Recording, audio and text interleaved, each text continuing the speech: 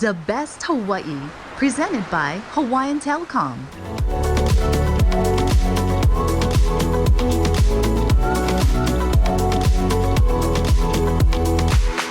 About the beginning of culinary for you. Oh, God. Like all the way back. So I grew up in New England, Rhode Island to be specific, and I had two very distinct different families. My mother's side, which is English, and my father's side, which was Italian. My mother's side founded Aquidneck Island, so they were banished from England and landed on the shores of the beach in Newport. Henceforth why the name of the beach is Easton's Beach. And then my great-grandmother immigrated from Italy. So I had two different worlds going on at the same time, so we would have very deep old school Italian going on, and then we would have very deep English going on the other side. I would go back and forth between two worlds, so you would have the Italian, and then you would have the English or the New England style cuisine. So, Sundays at the Easton house with my grandparents would be like popovers and roast beast, and then we'd go to Providence with my great grandmother Rosalie, and it would be like lasagna and pasta and tomato pie. But it was all, the one thing that was consistent was making the most out of what was had. Mm-hmm. When did you realize that you had a knack for creating delicious cuisine? I don't ever really think I have a knack for it. I don't ever really... That's so funny because all you chefs and artists always say that. Because we're always trying to get better.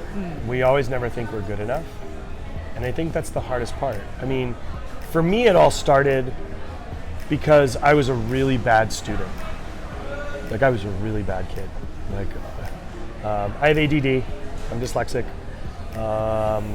and my grades sucked. So report cards were coming, and then I'd start making dinner at the house because my parents were divorced, and my mom would work, and I would come home and I'd set the table and I'd make dinner. And it was kind of like a precursor. Then I knew I was getting, I was setting me up for my own failure because we'd hey, look, I made dinner. She's like, give me the report card. So it I set myself up, but it was this constant thing because my mom's parents had a summer cottage next door that my grandfather built, Thurston, and there was a garden around. So we always had dill and basil and thyme and all these herbs always out in front. And I learned from her how to do traditional New England cuisine. So it was always it was always there. I always loved it, but yet I wanted to be a pro skateboarder. So, I wanted to go to Olympic ski school, and I did for a little while. I always wanted to be an athlete, but I always knew that I could cook. I was very hands-on. Books were never my thing. Ironically, now I have 2,800 cookbooks in my house. But it was always a growth pattern, It was I started working as a dishwasher at IHOP, and that was my first job. And I was mesmerized by watching two cooks cook breakfast all day perfectly and would get the eggs, the pancakes, and the toast up at the same time every time. I had a knee injury, and then I ended up after I graduated from culinary school, I took the summer off. I had reconstructive knee surgery the day after graduation, and I started repairing fishing nets with my old fishing captain, Alan Wheeler, and his family. They helped me out, get me healthy and back again, and then I moved to DC, started working for Mark Miller, and then it all just kind of changed from there. Speaking of memories, what's the best thing you've ever eaten?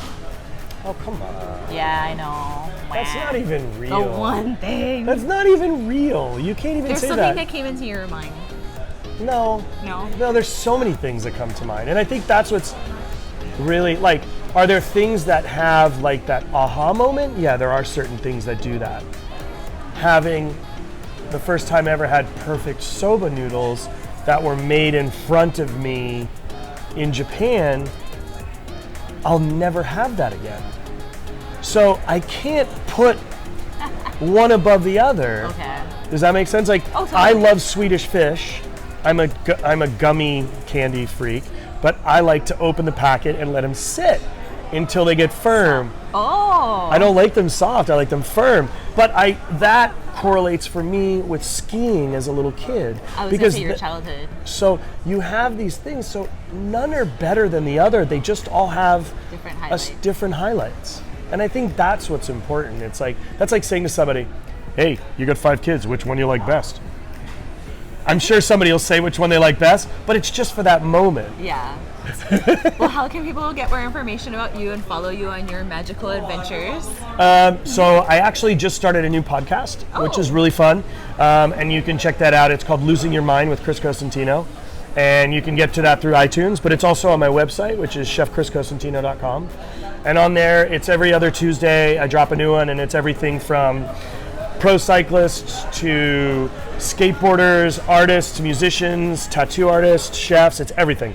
So it's all about people who've gone through, their little bumpy road to get to be who they want to be and where they are in life. Awesome. And how they want to give back.